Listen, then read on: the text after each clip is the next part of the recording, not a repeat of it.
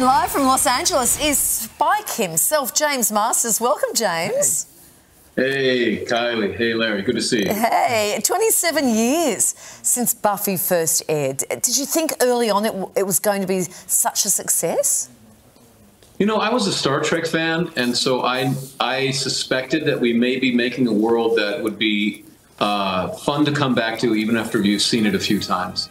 And I used to tell the cast, like, we'd be filming at 1 o'clock in the morning, 3 o'clock in the morning, and I'd say, you know, we may be talking about this scene for the rest of our lives. Would anyone like coffee? And they would laugh at me, but I guess I suspected that it was possible. I didn't know for sure, and I certainly didn't know it would be as big as it's become. It comes as no surprise that you'd film overnight and then sleep during the day. We just took that for granted. Spike entered Sunnydale as a villain, but left as quite the hero. What a pivot!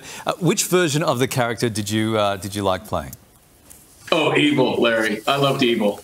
You know, when you're playing a good guy as an actor, you're always running from A to B because you're always trying to save people, and so all day for 12 hours a day you're running around, and you're always. Everyone's complaining that you're not saving them fast enough, and then you're always dredging up some childhood trauma so that the story can have weight and depth and all of that. When you're a villain, you just lurk and just sit about in the shadows like that, and you wait for the hero to come running by and sweating, and you just jump out of the shadows and just pop him in the head and go home. And it's, you know, as long as you're willing to lose the final fight, that's not so fun. But as long as you're willing to do that, it's actually a lot easier. Oh, that's actually how I live my life. Yes. I find it much easier. Much easier to do that. Your death scene was an iconic moment in the run of the show. But recently, I believe that you said you would have killed off your character sooner.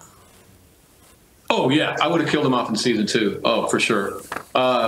Because vampires in Buffy, vampires originally were just a metaphor for all of the challenges that one overcomes in high school and adolescence, and so you got to overcome those things. You got to beat the vampires. We weren't initially interested in having the audience feel for the vampires or understand the vampires or get drawn to the vampires, and I think they tried one kind of Anne Rice vampire, like a vampire that you're supposed to feel for, and that was Angel. And then Angel takes off like a shot. And they were like, okay, never again. It's only Angel. All the other vampires are just pure evil. And then I come along, and the audience reacts to me in a way that they didn't plan, really. And they liked him too much. And at that point, I was endangering the theme of the show. And if I'd have been a producer, I'd have just killed him off just immediately. We need to try and be more evil so our audience likes us more. Enough of this nice stuff. You're heading down under this week. It's quick. You're on a plane in a sec, right, to meet Aussie fans at Supanova. How does it feel for you to know that you can travel all over the world and people still love this show decades later?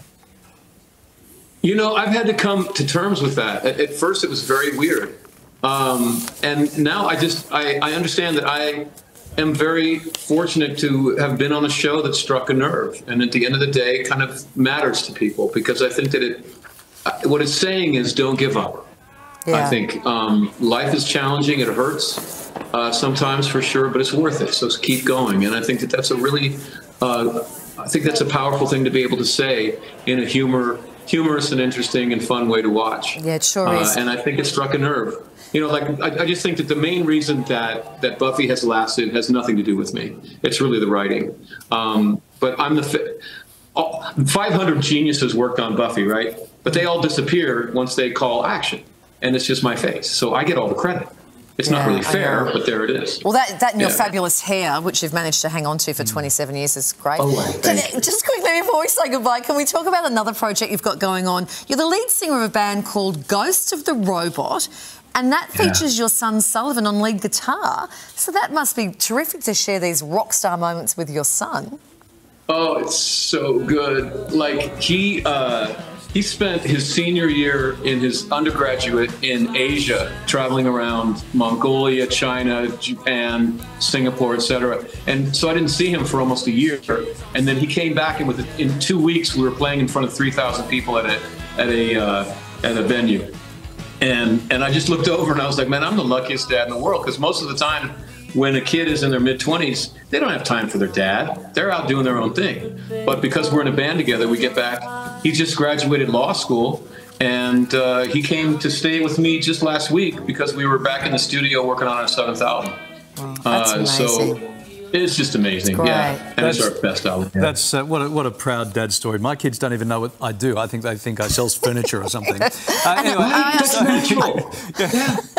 I asked Mike to join my kids don't care about the whole TV thing. They don't care. No, they don't. My kids have never seen Buffy. They don't care at all. Is that right? They're like, as long as I pay the bills, it's okay. That's it. Great to talk to you, and plenty of fans waiting to see you down under. So thanks for coming on. For further dates and information about Supanova's Australian dates and their big lineup of stars, just visit our website.